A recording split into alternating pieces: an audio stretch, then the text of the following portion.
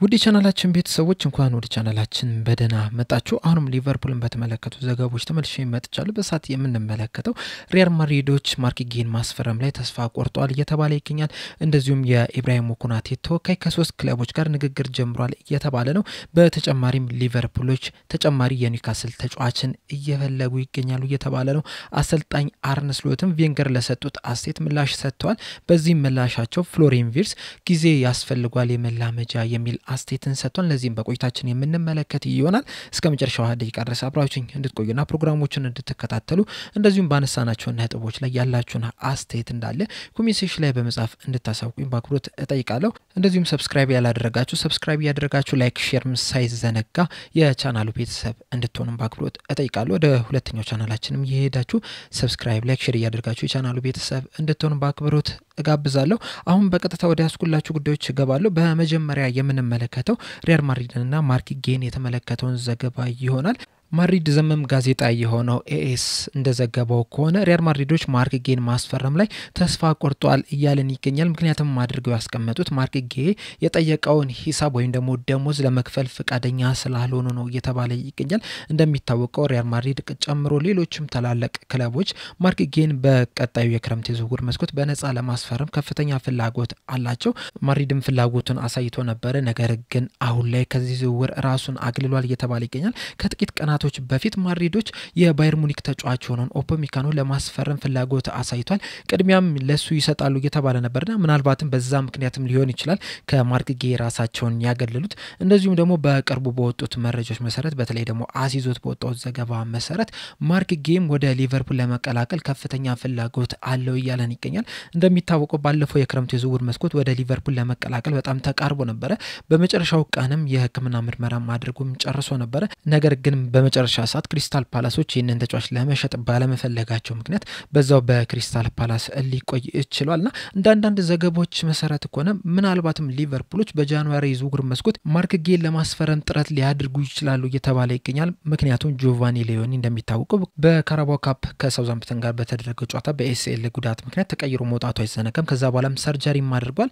ከሰርጀሪም በኋላ በዚህ ሲዝን ወደ ሜዳ እንደማይመለስ መረጋገጥ ይችላልና ያ ቦታ ወይም የሊቨርፑል የመሃል ተከላካይ ቦታ መሳሳቱ አይዘነጋምና የመሃል ተከላካይ ቦታውን ለማጠናከር ማርክ ጌን ለማስፈረም ቢንቀሳቀሱ ማንንም ሰው እንዳይገርመው የሚሉ መረጃዎች እየወጡ ነው የሚገኙት። በዚህ ሰዓት ደግሞ የሊቨርፑል የመሃል ተከላካይ ስፍራ በጣም ሳስቶ ነው የሚገኙ። እንደውም በካራባኦ ካፕ ከክሪስታል ፓላስ ጋር በተጫወት ነውና 3-2 በተሸነፍንበት ጨዋታ ላይ የመሃል ተከላካይ ቦታውን ሮበርትሰንና ጎሜዝ ነበሩ መምራት የቻሉትና ሮበርትሰን ደግሞ የግራ ክንፍ ተከላካይ መስመር ተጫዋች ነው እንጂ የመሃል ተከላካይ ስፍራ ተጫዋች አይደለምና የጆቫኒ ሊዮኒ መጎዳት የሊቨርፑልን የተከላካይ ስፍራ አሳስቶታልና በጃንዋሪ ዝውውር መስኮት ማርክ ጌን እንኳን ባያመጡት ሌላ ተጫዋች ሊያመጡ ይችላሉ እየተባለ ነው የሚገኘው። ልክ እንደ ማርክ ጌ ሁላ በሊቨርፑል ቤትም ኢብራሂም ኮናቴ በሊቨርፑል የሚያቆየው ኮንትራት ሊጠናቀቅ ጥቂት ወራቶች ናቸው የቀሩት። በቀጣይ የክረምት የዝውውር መስኮት ሊቨርፑልን በነፃ ለቆ ወደ የትኛውም ክለብ መቀላቀል ይችላል። ይህም ነገር እንዳይፈጠር ተጫዋቹ በነፃም ከሊቨርፑል እንዳይወጣ ሊቨርፑሎች ኮንትራቱን ለማራዘም ከፍተኛ ጥረት ያደረጉ ነው የሚገኙት። ሐሙስ ዕለት በሰራውላችሁ ዘገባ መሰረት ሊቨርፑሎች እሁድ ከሰዓት አካባቢ ለዚህ ተጫዋች አዲስ ኮንትራት ማቅረባቸውን ነግሬያችሁ ነበርና ለይህን ተጫዋች በሊቨርፑል ቤት ለማቆየት ከፍተኛ ፍላጎት እንዳላቸው የሚያሳይ ነገር ነው። ነገር ግን ደግሞ ይህ ተጫዋች ከሊቨርፑል ጋር የሚያደርገው ድርድር ባይሳካም ወደ ሌላ ክለብ ለመሄድ አማራጮችን እየተመለከተ ይገኛል እየተባለ ነው።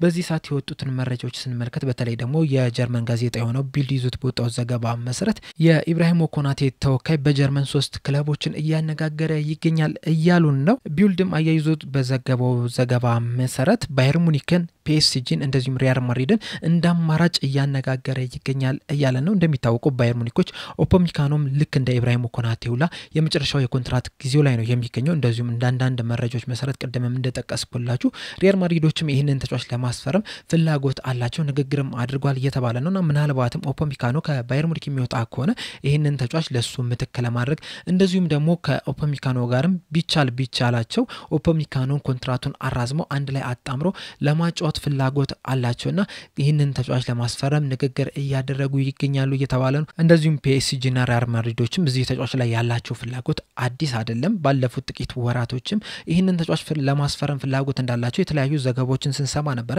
በተለይ ካለፈው አመት ጀምሮ ሪያል ማድሪዶች በስፋት ስማቸው ከዚህ ተጫዋች ጋር እየተያያዘ ነው የሚገኙና ንግግሮችም እያደረጉ ይገኛሉ። ነገር ግን ይህ ተጫዋች በሊቨርፑል ይቆያል ወይስ ወደ ሌላ ክለብ ያመራል የሚለው ነገር ትልቅ ጥያቄ ነው። እንደዚሁም ደግሞ ወደ ሌላ ክለብስ ቢያመራ ወዴት ሊሄድ ይችላል የሚለው በጣም ትልቅ ጥያቄ ነው። ምክንያቱም ይህ ተጫዋች ለሪያል ማድሪድም ለፒኤስጂ መጫወት ይፈልጋል ነው እየተባለ የሚገኘው። ፒኤስጂ የተወለደበት ከተማ ውስጥ የሚገኝ ትልቅ ክለብ ነው። እንደሚታወቀው ኮናቴ በፓሪስ ነው የተወለደው። እንደዚሁም ደግሞ ከዚህ በፊትም እንደተናገረው ከሆነ 6 ታላላቅ ወንድሞች አሉኝ። ከነዚህ 6 ታላላቅ ወንድሞች ምናልባትም 6ቱን ካልሆነ ደግሞ ወይ 4ቱ ወይ 5ቱ የፒኤስጂ ደጋፊዎች ናቸው ብዬ አስባለሁ። መጀመሪያም ወደዛ ክለብ ነበረ ማቅናት የቻልኩት በስቴዲየም ገብቼ ጨዋታ ማየት ችዬ ነበር የሚል አስተያየትን ሰጥቷልና ለፒኤስጂ ልዩ ቦታ እንዳለው ነው የተናገረው ከዚህ በፊት በሰጠው አስተያየትና ምናልባትም ፒኤስጂዎች ጠንክረው የሚመጡ ከሆነ ይህንን ተጫዋች ለማስፈረም እድል አላቸው። ነገር ግን ሊቨርፑሎች እስካሁን ተስፋ አልቆረጡም። ይህንንም ተጫዋች ለቀጣይ ጥቂት አመታት በሊቨርፑል እንዲቆይላቸው ይፈልጋሉ እየተባለ ይገኛልና ይህንን ተጫዋች ለማስፈረም ወይም ኮንትራቱን ለማራዘም ከፍተኛ ጥረትም እያደረጉ ይገኛል። ተከላካዮችን ካነሳን አይቀር ወደ ሌላኛው ዘገባችን ስናመራ እንደ ካች ኦፍሳይድ ዘገባ ከሆነ ሊቨርፑሎች የኒውካስል ዩናይትድ ተከላካይ የሆነውን ቦትማን ላይ ፍላጎት አላቸው እያለን ይገኛል። እንደሚታወቀው ሊቨርፑሎች ከኒውካስል ጋር በተለይ ደግሞ ባለፈው የክረምት የዝውውር መስኮት በአሌክሳንደር ኢሳቅ ዙሪያ ብዙ ሰጣ ገባ ውስጥ መግባት እችለው ነበር። በተለይ ደግሞ ኒውካስል ዩናይትዶች አሌክሳንደር ኢሳቅን መልቀቅ አልፈለጉም ነበር። ተጫዋቹ ደግሞ መልቀቅ ፈልጋለሁ ብሎ በጣም ብዙ የተፈጠሩ ነገሮች አሉና ከዚህ በኋላ ኒውካስል ዩናይትዶች ተጫዋችን ለሊቨርፑል ለመሸጥ ፈቃደኛ ይሆናሉ ብሎ መገመት ትንሽ ይከብዳል። በርግጥ ቦትማንን አሁን ለመልቀቅ ምንም አይነት ፍላጎት የላቸውም። እንደውም እንደ መረጃዎቹ ከሆነ ይህንን ተጫዋች ኮንትራቱን ለማራዘም ቅድሚያ ሰጥተው እየሰሩ ይገኛሉ እየተባለ ነው። ነገር ግን ደግሞ በተለያዩ ምክንያቶች ኒውካስል ዩናይትዶች የዚህ ተጫዋች ኮንትራት የማያራዝሙ ከሆነ ሊቨርፑሎች ይህንን ተጫዋች ለማስፈረም ፍላጎት አላቸው እየተባለ ነው። በርግጥ ሊቨርፑሎች ብቻ አይደሉም ለዚህ ተጫዋች ላይ ፍላጎት ያላቸው።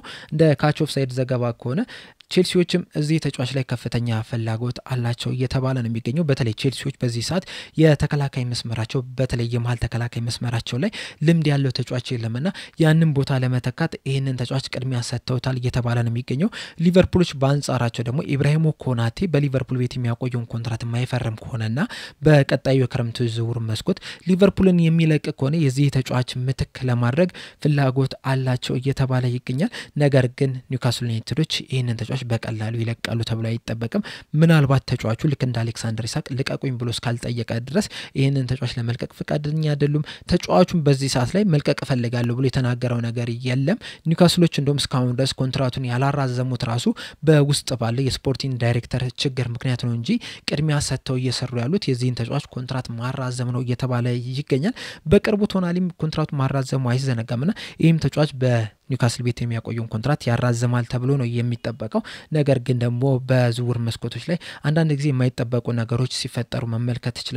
ምናልባትም ይሄም ከነዚህ መካከል አንዱ ሊሆን የሚችልበት እድል አለ እየተባለ ይገኛል። ሌላኛው የምንመለከተው ደግሞ ዴቪድ ኦርንስቲን ይዞት የወጣውን ዘገባ ይሆናል።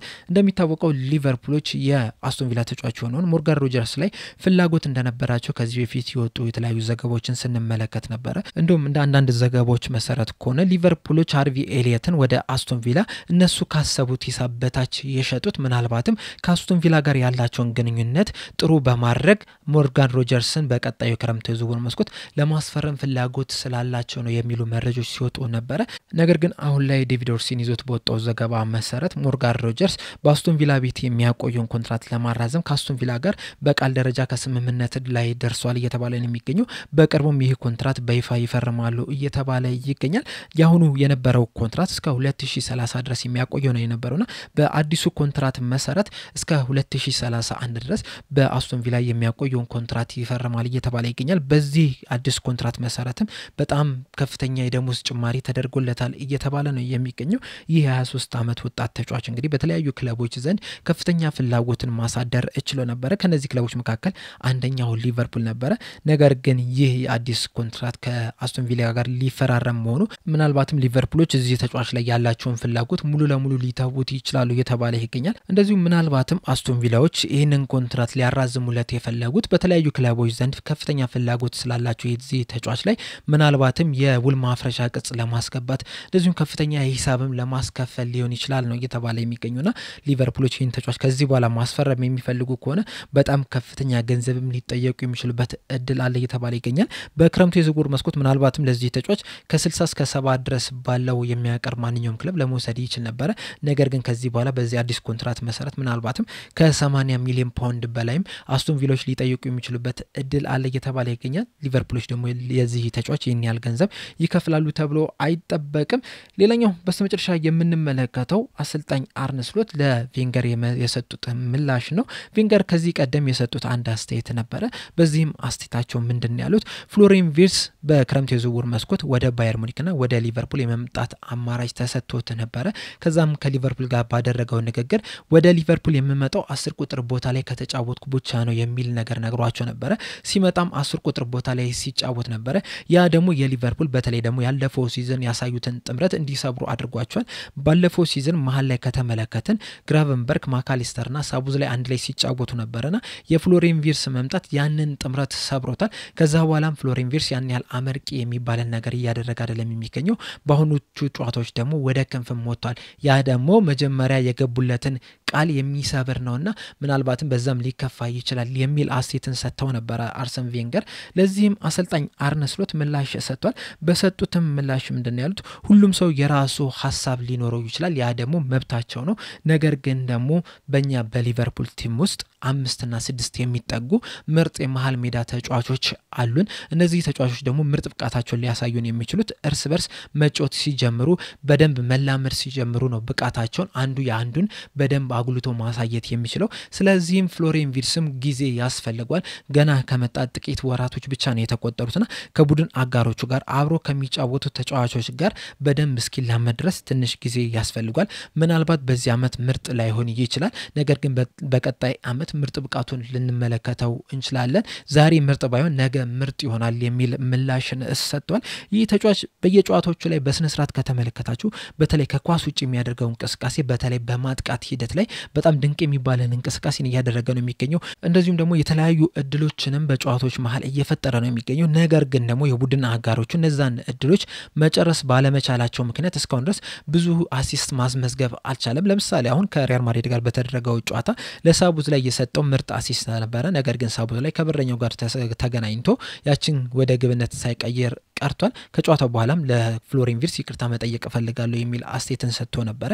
ከዛ በፊትም የተደረጉትን እያንዳንዱን ጨዋታ ከተመለከትን እንደዚህ አይነት ተደጋጋሚ አጋጣሚዎችን እንመለከታለንና ፍሎሪያን ቪርትዝ አሁንም ጥሩ ብቃቱን እያሳየ ነው የሚገኘው። ነገር ግን ከዚህ በላይ ምርጥ ተጫዋች መሆን ይችላል። ነገር ግን ደግሞ አንደኛ ፊዚካሉ ላይ በደንብ መስራት መቻል አለበት። ሁለተኛ ደግሞ በዋነኝነት በተለይ የቡድን አጋሮቹ የሱን አጮት በደንብ መልመድ ያለባቸው ይመስለኛል። ከሱ ያጮት ፍጥነት ጋር በደንብ መዋሃድ መቻል አለባቸው።